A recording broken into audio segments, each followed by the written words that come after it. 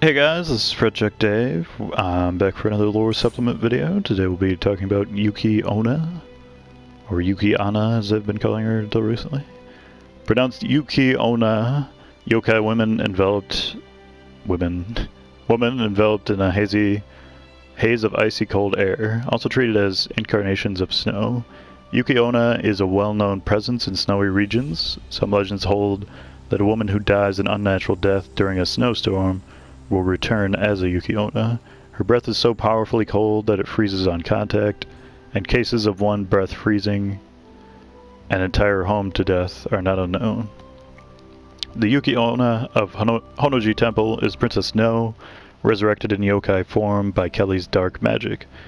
Her grief over the death of her beloved husband Oda Nobunaga froze the entire city of Kyoto.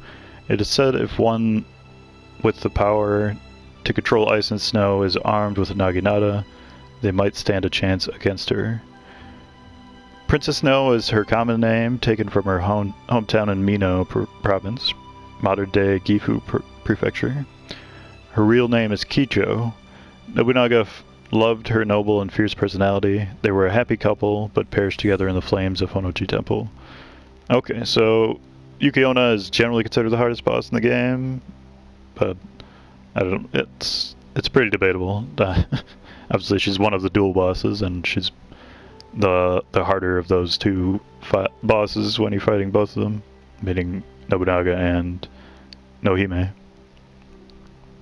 But generally, a really interesting, good boss, probably top 10 in the Souls franchise.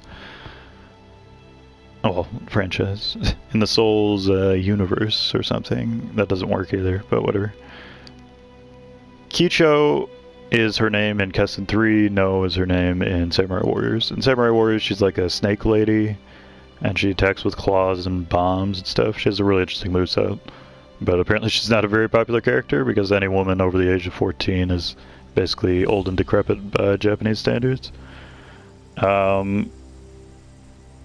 But she's, in that storyline, she like hops between being a seductive lady and being are loving to Nobunaga versus wanting to kill him, and back and forth, and plotting with Akechi or not plotting with Akechi, Mitsuhide. So her allegiance in that role in that game is pretty indeterminate, and there's not really that much evidence of love between them other than like mutual respect or something. But it's still kind of an interesting relationship, I guess. It's probably the most interesting relationship in the first Kessen. Or in the first Samurai Warriors. In Kessen 3, she's Kicho. She's a really, really good cavalry officer.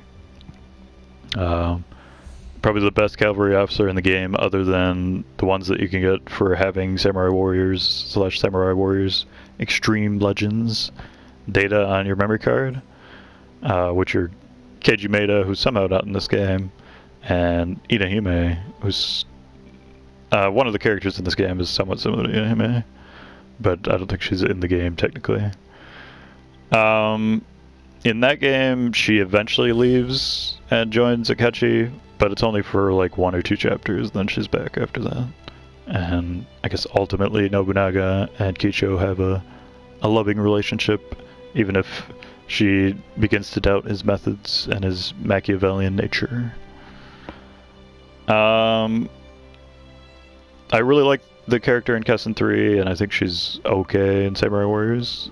Was one of the first characters I used, I think. Probably like second or third character I used.